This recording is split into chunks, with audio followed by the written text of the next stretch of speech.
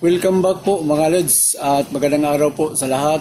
So, update ko lang po kayo dito sa solar inverter natin kung ano na bang nangyari dito sa off-grid natin.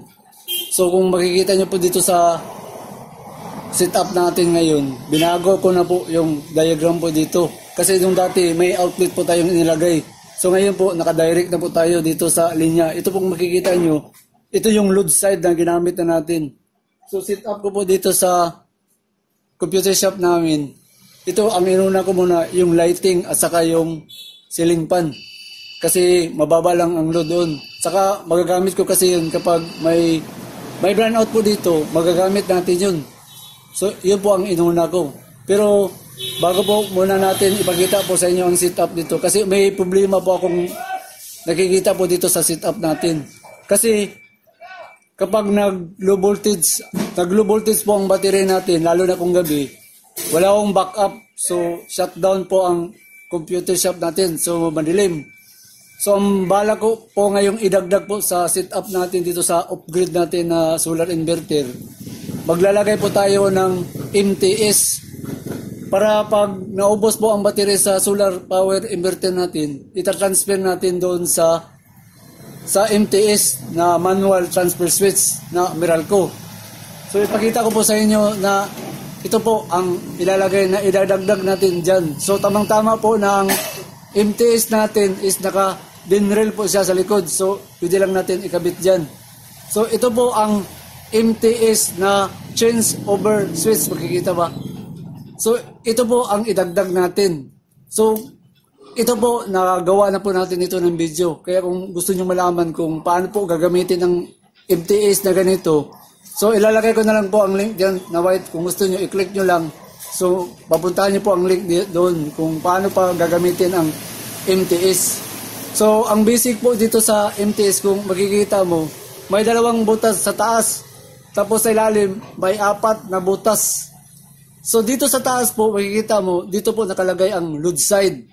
Tapos may numbering po siya na 1 at saka 5 ang gamitin mo. Yung 3 at saka 7, wala akong butas yan. So ang gagamitin mo is 1 at saka yung 5. Dito naman sa ilalim, 4 ang butas. 2 ang pwede mong gamitin dito. So ito na po yung sa baba, daang line side. So ang design natin dito, kapag nakataas lang nakaganyan, nakakonektad po siya dito sa 2 butas, ang load side natin dito. Kapag nakababa naman po kung nakaganyan, dito na naman po sa baba nakakonektado ang line side dito sa load side. Kapag nakasinti naman po ang MTS natin, naka-off po yan. So walang konektado dito sa 4 patungo dito. So ang numbering po rin makikita mo kasi nilalagyan po ng mga numbering para hindi ka mawala.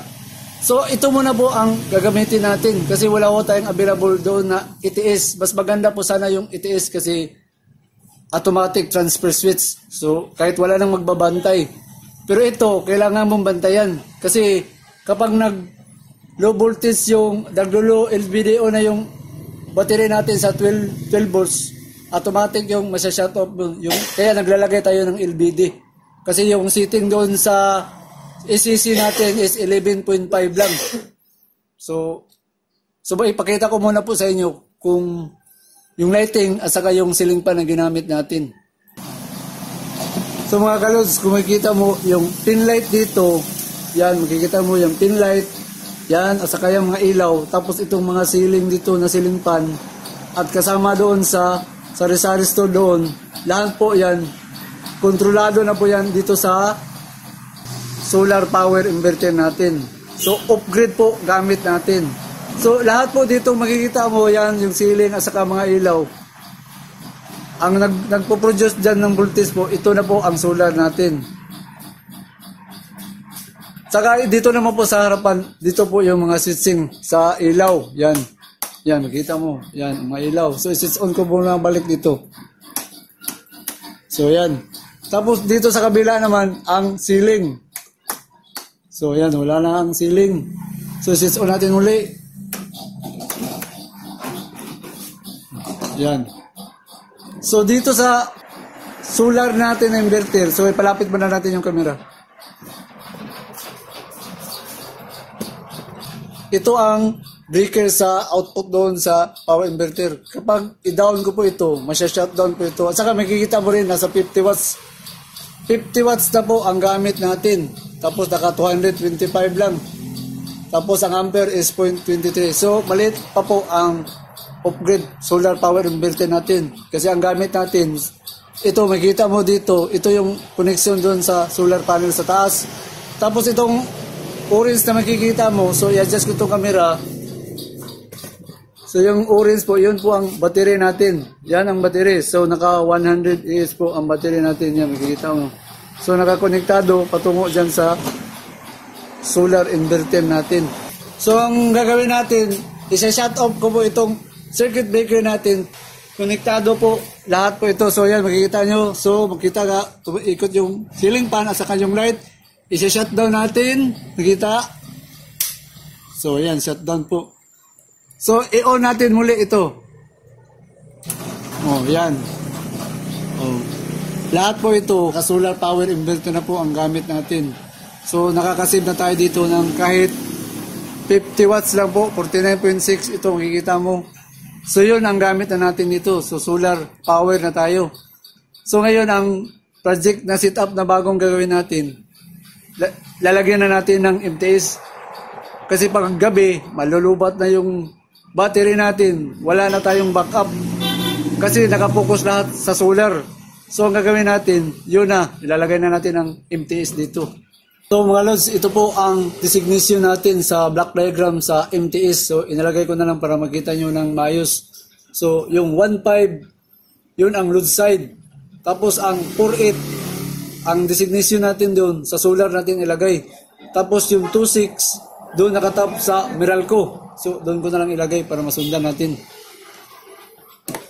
So nakalagay po dito sa ibabaw dito, ang load side is nakatap sa 1 at saka 5. So dito walang butas yan, dito yung 1 at saka 5. So makita doon. Tapos ang 4.8, makikita mo ito 4 at saka 8. So ito po ang 4 at saka 8 ang line side natin sa solar. Tapos dito sa baba na 2 at saka 6, makikita doon, yun ang dito po sa Meralco natin. So pwede na natin ito ilagay. So kung makikita mo po, ito yung load side natin na nakatapping ang ceiling light, ang ceiling fan at saka yung lighting natin. So kinumbine ko na siya dito. Tapos ang load side natin dumaan sa dito sa 6-in-1 pa natin, digital meter. Pumasok yun at patungo po siya dito sa breaker. Itong breaker, galing po ito sa output sa ito doon sa taas sa power inverter na 220. So, ang gagawin po natin dito ngayon, siyempre, isa-shut off muna natin itong dalawang breaker kasi itatapping natin itong MTS natin. So, muna natin gagawin dito, siyempre, naka-off para hindi po tayo makuryente sa 220 dito. So, off natin, saka dito. Pero yung natira dito, ang sa battery sa charger sa charge controller at saka sa solar panel. So, kung makita nyo dyan sa taas, nag-charge po ngayon. So, nasa 12.6 po ang battery natin. Naka-charge po siya ngayon.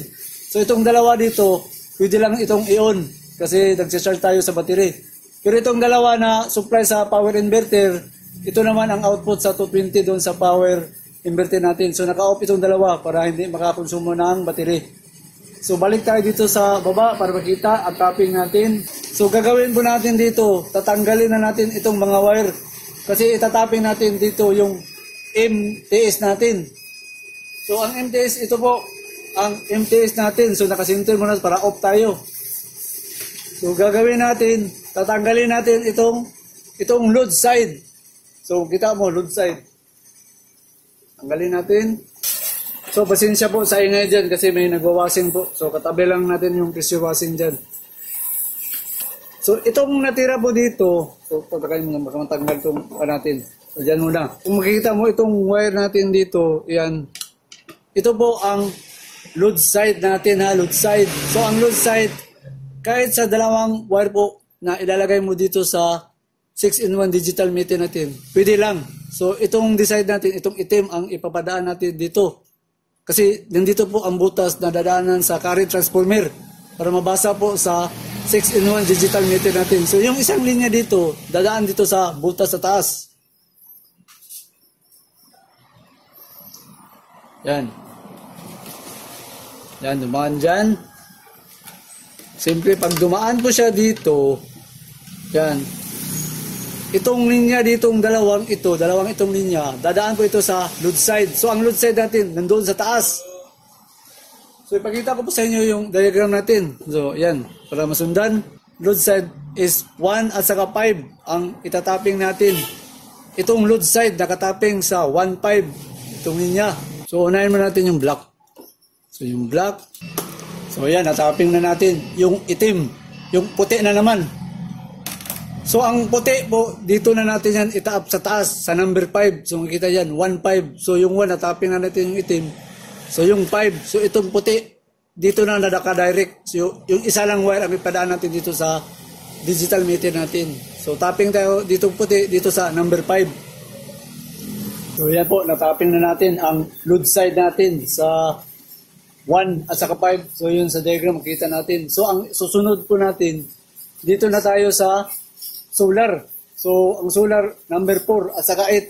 So, 4 at saka 8 ang i-connect natin. So, dito po tayo sa solar, mag-umpisa sa 4, 8. So, 4, patungo sa 220 sa breaker, sa solar. Ito po ang 220 ga solar power inverter natin. So, dito natin nakatap sa 4, patungo dito. So, 4 muna tayo. 4, tapos dito. So, yan. So, sa 8 na naman tayo. So, 4, 8. Yan. So, sa 8 patungo dito sa 220 natin sa breaker. So, yan. Natapping na natin. So, tapos na doon sa solar. So, next natin, ito muna, itatapping muna natin itong digital meter natin. So, kailangan kasi ito ng 220. So, para mabasa po niya lahat, doon natin itatapping sa taas, sa load side. Para pag-energize dito sa load side, kasali rin itong mag-energize ang 6-in-1 digital meter natin. So, yung wiring, ito makikita mo may nakalagay dito na 1 and 2. Ito po ang 220 supply sa digital meter natin. So, ang tapping niya patungo doon sa load side dito sa taas. Para pag mag-energize po dito, activate ito. Ayan. Patungo dito sa taas.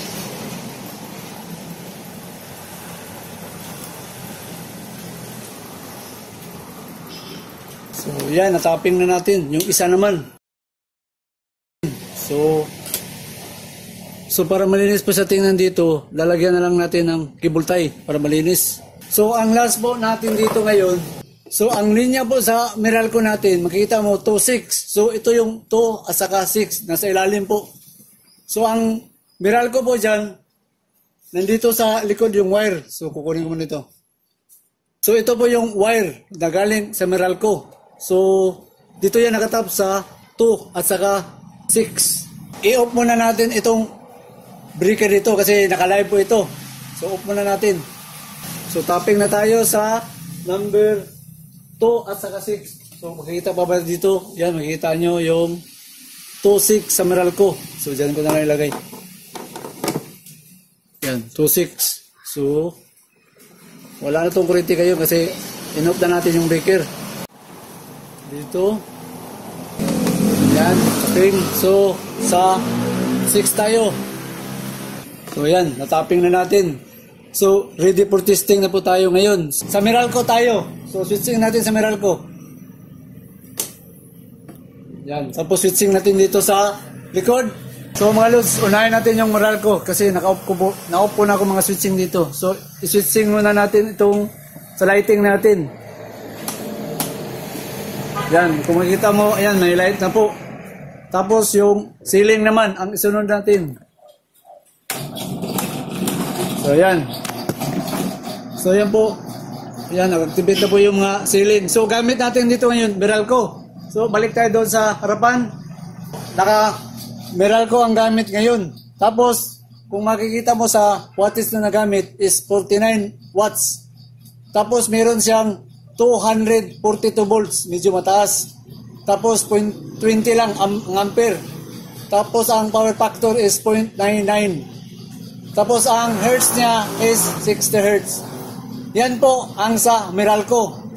Ngayon, subukan natin i-off dito sa center para makita. Yan, naka-off. So, ibalik ko dito yung camera. So madilim. So wala. Tapos i-on natin ang generator, ang solar. Solar inverter natin. So i-on ko muna to. So i-switch on muna natin dalawa kasi naka-off. So solar tayo. So yan solar. Yan po, solar. Yan, solar. So, ito na po mga kalods. Yan po ang ibig kong sabihin na kapag nalubat na po ang solar inverter natin sa off-grid, wala po tayong gagawin kundi ida-down lang po natin ang MTS natin para maging Meralco tayo. Tapos kapag puno na po ang battery natin, so balik tayo sa solar ang gamit. So, mas maganda sana kung meron tayong available na ETS, pero wala pa tayong ETS. Ito munang manual ang ginamit natin. So, ayan po mga alos, makikita nyo, ang voltage po na sa solar, makikita ba is 226.8 volts. Tapos, naka 0.19 ampere at saka naka 0.96 ang power factor. Pero yung hertz natin is 49.9. Kasi yun ang design sa power inverter natin. So, pero okay naman po siyang gamitin. Naobserbahan ko lang.